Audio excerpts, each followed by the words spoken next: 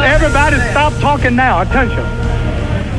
I told you, all of my critics, I told you all that I was the greatest of all time. March 1971 left a deep scar on Muhammad Ali's career.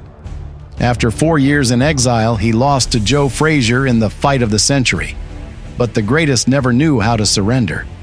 9 straight victories in just 18 months. And what a finishing punch there. He had only shot. Ali carved his way back toward the throne, sweeping aside everyone in his path. Here he is, with the European Championship in his pocket, and now he wants a shot at the big one. On the other side of the ring stood a young and ambitious Joe Bugner, a man who had dethroned the legendary Henry Cooper in a grueling close-quarters battle and unified the British and European titles. Bugner was a rock, a new generation athlete, determined to prove that Ali's time was truly over. Comes off and ropes well with the left jab. Short right uppercut that scored. February 14th, 1973. Las Vegas held its breath. Bugner. Ali, as always, was the king of spectacle. He entered the ring in a luxurious jewel-studded robe emblazoned with People's Choice, a personal gift from Elvis Presley himself. "I'll stop him in the 7th round," Ali shouted, as bookmakers installed.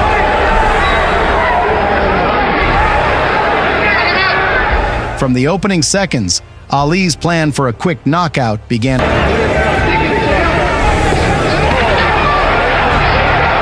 Bugner outweighed Ali by more than 25 pounds, and it showed in every clinch.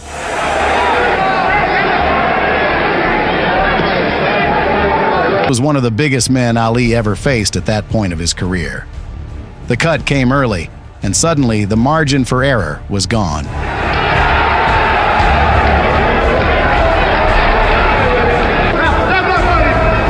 The crowd waited for a fall that never came. After this fight, opponents stopped fearing the knockout and started believing in survival.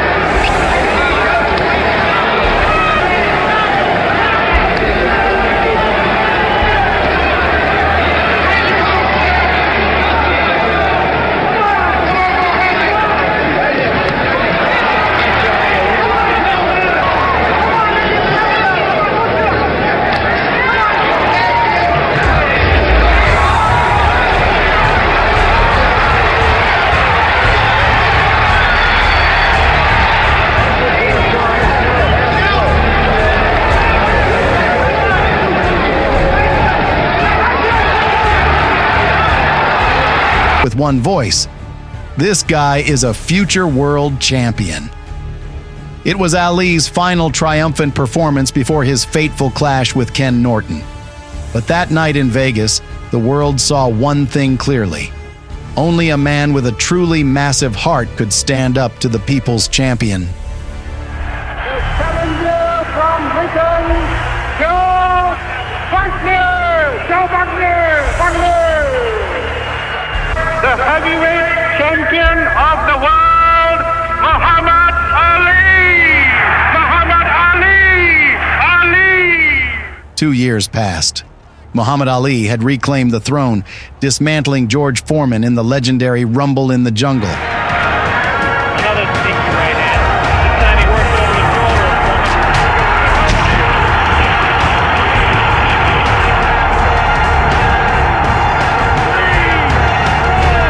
Now, the undisputed heavyweight champion of the world, he faced a familiar challenger. Joe Bugner, hardened by their first encounter, was hungry for revenge. July 1st, 1975. The world turned its eyes to Malaysia. It was the first, and still the only, heavyweight title fight in the country's history. The bout was boldly billed the fight of a lifetime. But the fighter's greatest enemy turned out to be the climate. Suffocating heat and crushing humidity transformed the ring into a searing frying pan. That's good jabbing.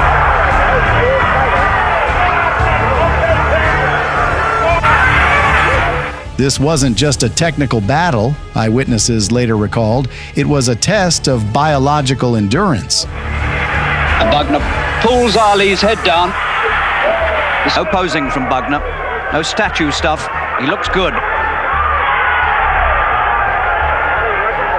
Despite the extreme conditions, Ali delivered a performance worthy of his title as the greatest. From some left jabs. Straight the center of the wheel.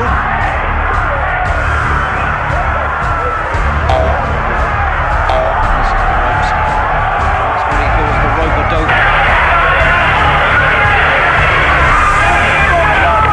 This is all designed to try and dancing. He's been doing this since the beginning of the round.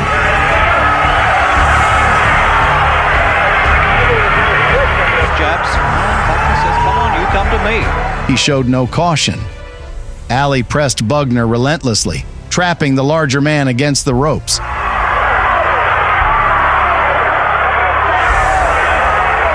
says, come on back. And Ali doesn't need it. Fades away a bit at the end under the heat.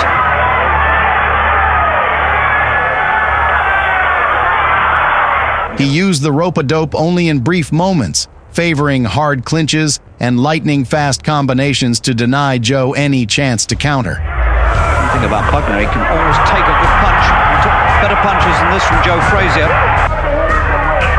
Getting to work with quick, snaking jabs. They're catching the jab.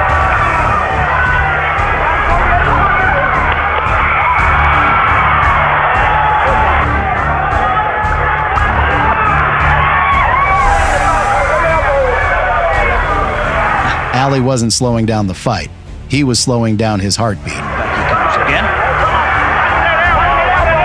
Elbow in, stinging left jabs in the face. Getting his gloves up now to try to ward them off. Clinches became shelter, not strategy. And it's certainly one of the best fights. The temperature rises in Kuala Lumpur. If it goes 50. Every exchange cost more energy than it earned. Whiplash right hand. That's the sort of punch. Bugner having a good round here. Ali's eased up a bit in this round. No dancing. Flat on his feet now.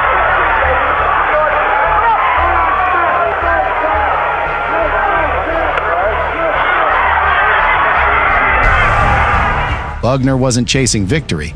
He was outlasting the environment.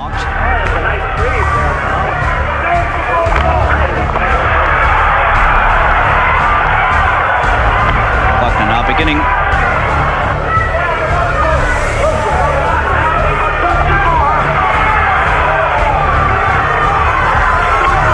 Nothing there.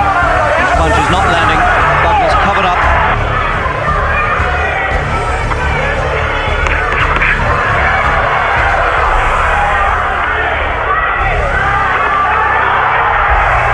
Few title fights have ever demanded this much from both bodies. And looking worried by that right hand that caught him. Stick suit, and he worked at 110 degrees and 90% humidity in order to get himself acclimatized to the Malaysian conditions.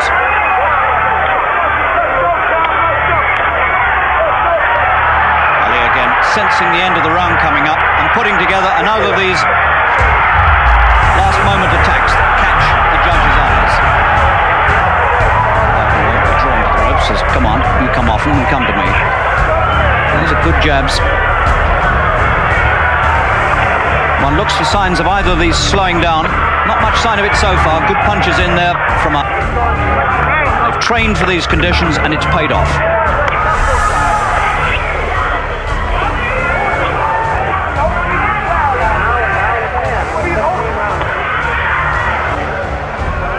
rapidly approaching.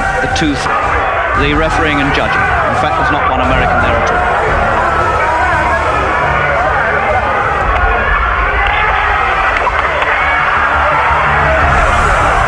Bugner opening up with some like the leeway.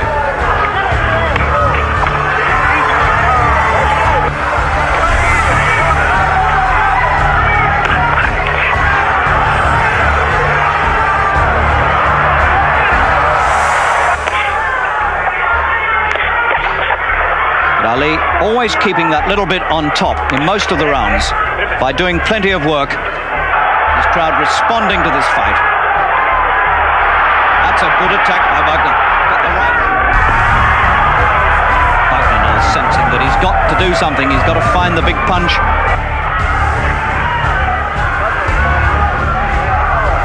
This is the slickest moving we've seen from the champion for a long time. In recent fights, he's shown a tendency to loaf around a lot, to conserve his energy. It was generally thought that's what he'd do in this one.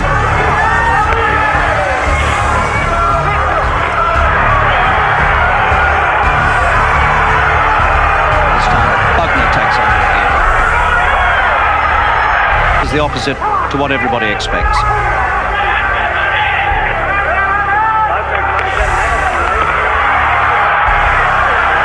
Two good right hands, one to the body and one to the head. Those are two of the best punches he's landed in the whole fight, and he's forced the man to back up. Ali slithering and sliding all over the place to get off those ropes, and he taps Bugner on the bottom, and to do something, he's got to find the big punch to do some damage to this man, and he's letting him go. He can't find a clean way through.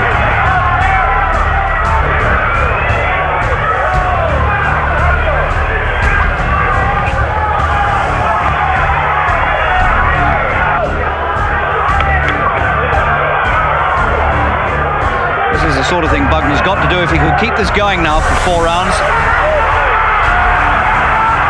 To that, but Ali will know better. The attacks are becoming a little bit more frequent from Ali now.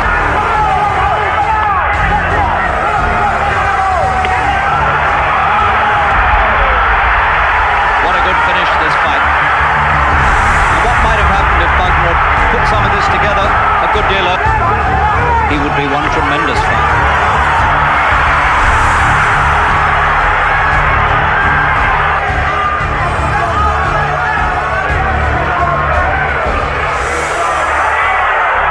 Good left hands from Bugner. His left hand has been his most effective weapon. Neither man ever in really serious trouble, except Bugner's getting some trouble now as we come to the end. Grandstand finish from Ali. Putting on his best fight since Foreman.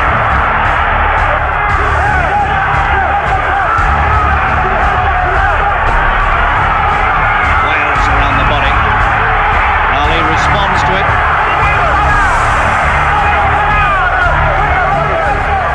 And still time for Bugner to pull off the surprise of the century if he could find the punch to do it with.